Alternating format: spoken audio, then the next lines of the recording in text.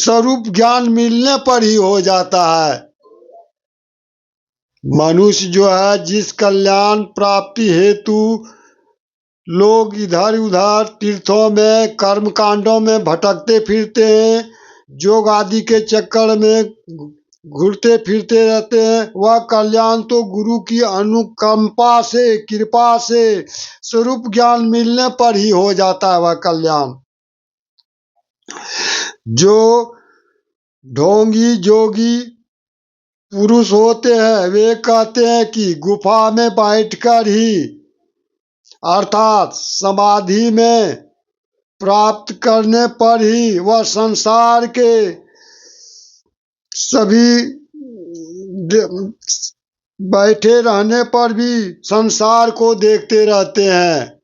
यहाँ कह रहे हैं, बैठ गुफा में सब जग देखे, बैठ गुफा में सब जग देखे, बाहर किछु न सूझे।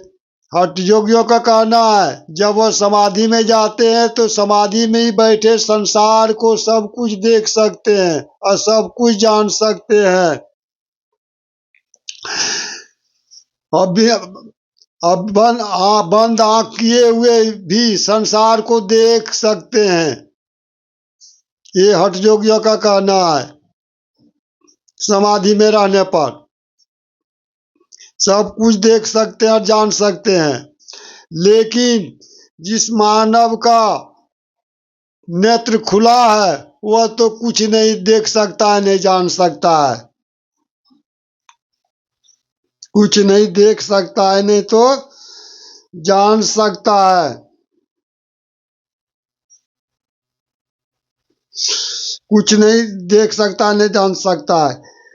केवल लोगों को ये सारी बातें केवल लोगों को भ्रमित करने वाली ही है। ये सारी बातें केवल लोगों को भ्रमित करने वाली है। संत कबीरदास जी कहते हैं, बताते हैं, यदि बाण उलट जाए तो शिकार करने वाले को ही लग सकता है। संत कबीरदास जी कहते हैं, यदि बाण उलट जाए तो शिकार करने वाले को ही लग सकता है। वैसे ही हठ योगी अज्ञान मिटाने चले थे, किंतु खुद ही अज्ञान के शिकार हो गए, उल्टे बाण परिधे लागे।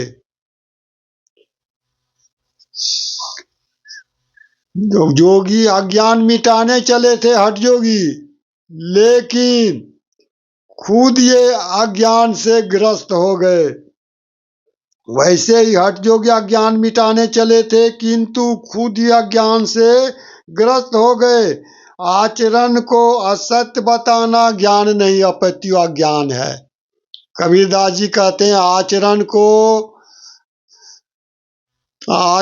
को असत्य बताना ज्ञान नहीं बल्कि अज्ञान है।